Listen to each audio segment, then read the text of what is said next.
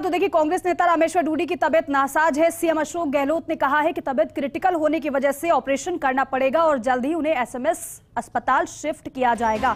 अभी वेंटिलेटर पर है रामेश्वर डूडी, ऑपरेशन के बाद ही पता चल सकेगा आगे की स्थिति के बारे में। पोस्ट कोविड के बाद की स्थिति को मुख्यमंत्री ने लेकर कहा है कि स्थिति नाजुक हो चुकी है। आफ्टर कोविड पता नहीं कब किसको क्या हो जाए।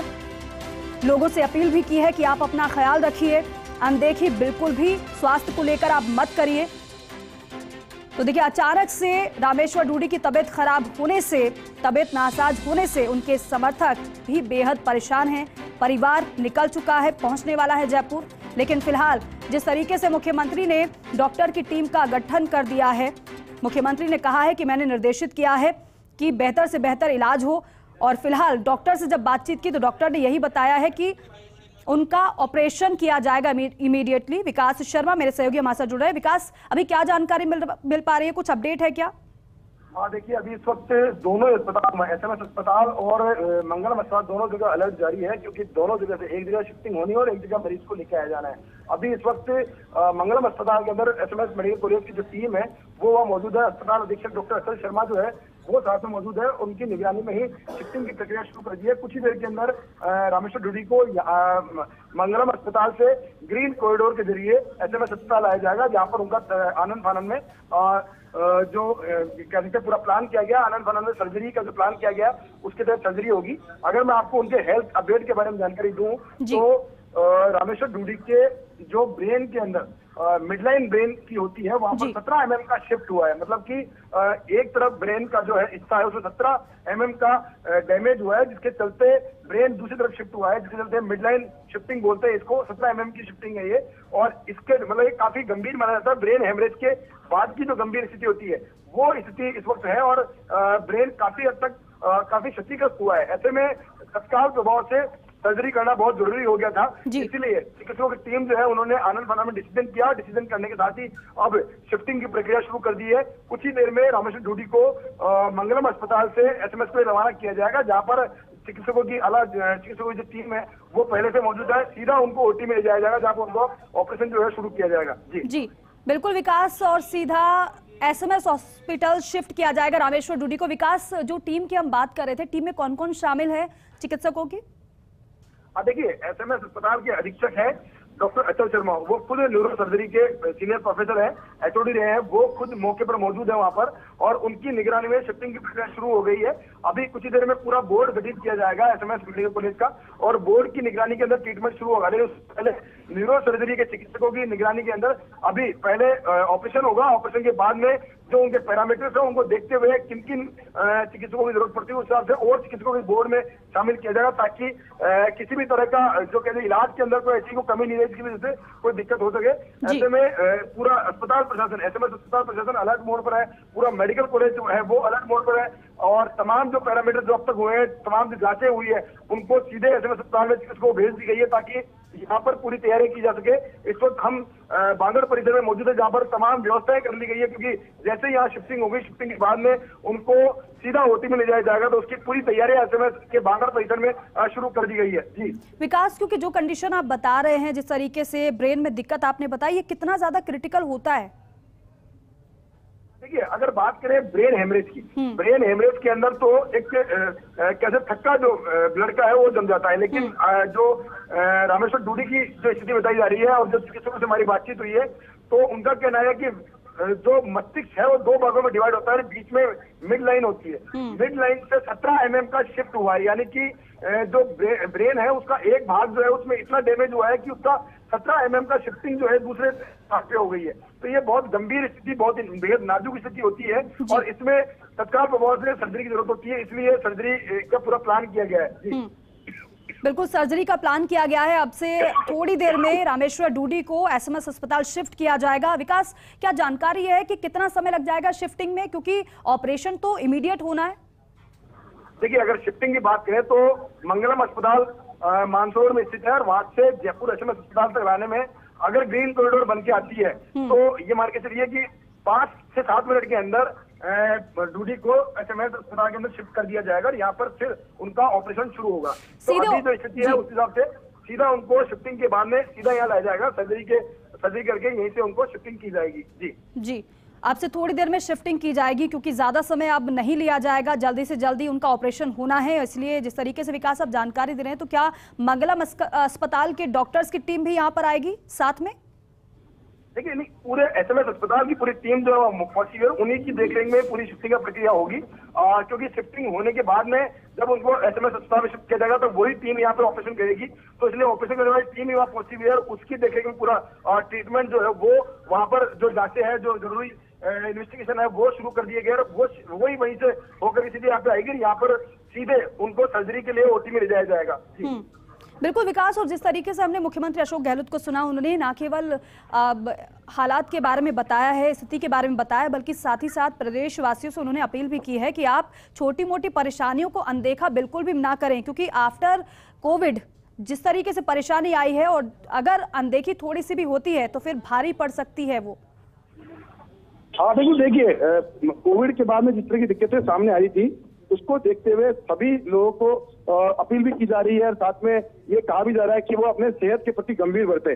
और यही वो कारण आप देख सकते हैं, पोस्ट कोविड साइड इफेक्ट है वो इसी तरह सामने आ रहे हैं। किसी को ब्रेन हेमरेज हो रहा है, किसी को कार्डियक अरेस्ट हो रहा है। तो ये जो चीजें हैं, ये द्योतक इस बात का कि काफी हद तक के जो एंटीबॉडी है वो काफी कमजोर हुई है लोगों की, इसलिए इस तरह की घटनाएं सामने आ रही है। आप देख सकते हैं कि रामेश्वर डूडी, अगर उनके फिटनेस की बात करें, काफी फिट एंड फोर नेता हैं रामेश्वर डूडी। अगर उनको आप देखेंगे तो उसके बावजूद उनकी इस तरह से कंडीशन बिगड़ना, अचानक कंडीशन बिगड़ना, ब्रेन हेमरेज की स्थिति बन जाना, और वो भी इतने इस लेवल पर गंभीर हो जाना कि आनन फानन में सर्जरी करनी पड़ रही है। तो ये सभी के लिए चिंता वाली बात है और सभी को ये भी है कि अपनी हेल्थ के प्रति गंभीरता बरते। खुद सूबे के मुख्यमंत्री जो है वो मिलने आए थे और उन्होंने भी ये बात कही है कि अब जिस तरह के हालात बने हुए हैं उसको देखते हुए सभी को गंभीरता बरतनी चाहिए अपने सेहत को लेकर के। जी विकास, क्योंकि लंबे समय से आप तो हेल्थ कवर करते रहे हैं और बेहतर तरीके से आप समझा भी पाएंगे लोगों को जागरूक करने के लिए कि आफ्टर कोविड क्या ब्रेन पर भी इम्पैक्ट पड़ा है?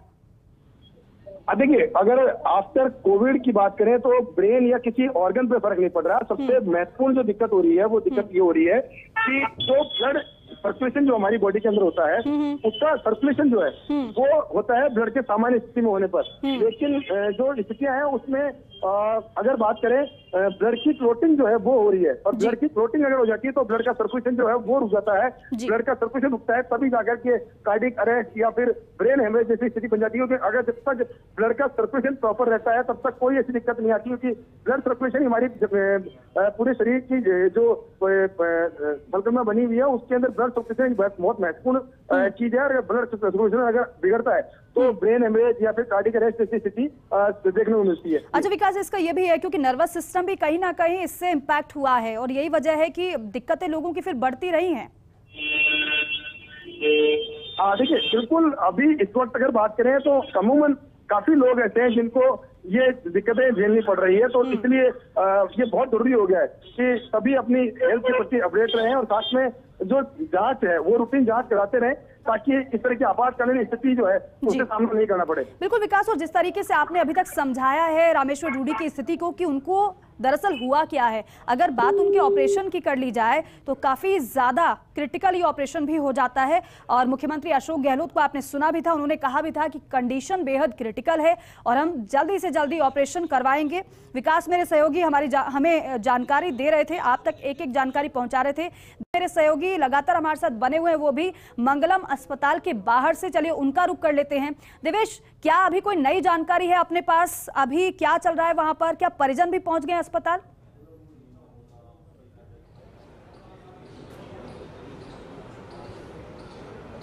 जी दीपिका, मैं आपको बता दूं कि यहाँ पर उनको एसएमएस अस्पताल शिफ्ट करने की पूरी तैयारी की जा रही है। एम्बुलेंस तैयार है, उनको कुछ ही देर में ऊपर वार्ड से नीचे लाया जाएगा और फिर उसी के माध्यम से उनको एसएमएस अस्पताल की ओर मूव किया जाएगा। मैं कैमरा पर्सन से कहूँगा कि वो दिखाएं किस तरीके से डॉक्टर की टीम इमरजेंसी गेट के बाहर खड़ी है, इनके परिवार के सदस्य जो हैं वो गेट के बाहर खड़े हैं और वो लगातार जो समर्थक जो हैं रामेश्वर डूडी जी के जो समर्थक हैं वो सारे बाहर खड़े हैं। उनका लगातार यहाँ पर जमा होना शुरू हो चुके हैं वो लोग, तो इससे साफ तौर पर नज़र आता है। दूसरी चीज़ ये भी है कि मुख्यमंत्री अशोक गहलोत ने जिस तरीके से कहा कि एसएमएस के साथ साथ मंगलम हॉस्पिटल की जो टीम है वो पूरा ध्यान दे रही है, जो दोनों टीमें हैं वो ध्यान दे रही है और एसएमएस अस्पताल ले जाकर ऑपरेशन किया जाएगा।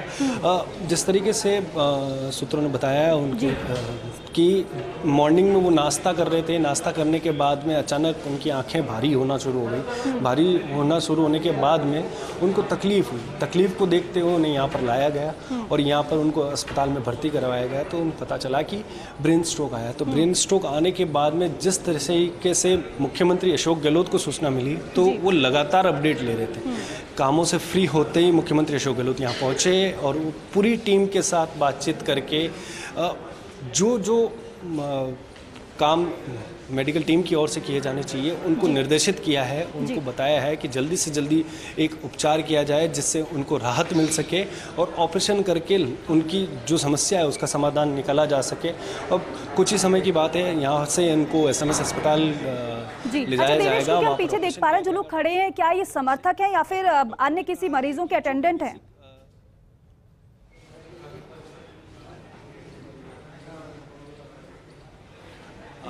दीपिका, पीछे जो लोग खड़े हैं वो अन्य किसी मरीजों के अटेंडेंट हैं। मैं बाहर ले चलता हूँ, बाहर ले चलते हैं, उन लोगों से बातचीत करते हैं और बताते हैं कि वो कहाँ से आए हैं और कब से रामेश्वर डूडी जी के साथ में। जी सर, कहाँ से आए? श्री गंगानगर। सर, कितने समय से आप साथ में हैं रामेश्वर डूडी जी के? और रामेश्वर डूडी जी के 20 साल से साथ है। देवेश, सवाल ये भी करेगा कि क्या उस समय ये लोग साथ थे या फिर इन्हें जैसे ही पता चला ये सभी वहाँ पहुँच गए? भगवान उनको लंबी उम्र दे। जी बिल्कुल। हमारे जिला अध्यक्ष हैं। न्यूज़ रूम से सवाल है सर कि आपको कब पता चला इस बात के बारे में? अभी जस्ट 5-7 मिनट पहले, 10 मिनट पहले जी। तो जितना आना मैं समझ लगा, मानसरोवर में ही हूँ मैं, पता लगता ही इधर आ गए। सर, मुख्यमंत्री अशोक गहलोत यहाँ पर आए, पूरी टीम से बातचीत की, किस तरीके से देखते हैं आप? देखो, निश्चित तौर पे डूडी साहब का और अशोक जी साहब का बड़ा अच्छा रेकॉर्ड है। बहुत अच्छे डूडी साहब अशोक जी को मानते हैं, बहुत अच्छा अपना नेता मानते हैं। और नेता का अशोक जी हमारे बहुत ही अच्छे हृदय के आदमी हैं। सब लोगों का, कार्यकर्ताओं का ध्यान रखते हैं। अच्छा देवेश, क्योंकि वो जयपुर में मौजूद थे, क्या इस दौरान रामेश्वर डूडी से इन लोगों की कुछ बातचीत हुई थी? क्या कोई संपर्क हो पाया था? क्योंकि बैठकों के लिए वो यहाँ पर आए हुए थे। अशोक जी आए थे तो बड़ा हीलअप हो गए वो जल्दी। जी, आप कितने समय से यहाँ पर मौजूद है रामेश्वर डूडी जी के साथ में? क्या आज या कल में मुलाकात हुई थी? मैं डूडी साहब के साथ बताया ना, 20-30 साल से साथ ही हैं। आज या कल में आपकी डूडी साहब से बातचीत नहीं हुई? जी बिल्कुल। हमारे साथ में एक और उनके समर्थक हैं, हम उनसे बातचीत करेंगे कि सर, कितने समय से आप उनके साथ? मैं 1993 से उनके साथ डूडी साहब के। और डूडी साहब की रात 11 बजे हमारी ये जनपद वाले ऑफिस में मुलाकात हुई थी। उन्होंने सुबह 9 बजे का हमारे को टाइम दिया और 8:45 में वो हमारे पास आए, हमारे को चाय पिलाई। बाद में उसके वो एक समय उसको चक्कर आ गया तो उन्होंने कहा मैं हॉस्पिटल जाके आता हूँ। गार्ड है वो, उसको हॉस्पिटल लेकर के कुशल मंगल हॉस्पिटल लेके गए थे। उसके बाद में अभी कुशल मंगल में हॉस्पिटल में भर्ती है। यहाँ से अब एसएमएस ऑपरेशन के लिए ले जाए। आपने सुबह की चाय उनके साथ में पी थी? देखिए दीपिका, बिल्कुल हमारे साथ में जो समर्थक है वो कह रहे हैं कि सुबह 8:45 बातचीत करें। सुबह की चाय जब रामेश्वर डूडी के साथ इन्होंने पी थी, जैसा कि ये बता रहे, क्या उस समय क्या उनकी कंडीशन थी? ठीक थे पूरी तरीके से, अच्छे से बात कर रहे थे या तब भी कोई परेशानी उनको हो रही थी?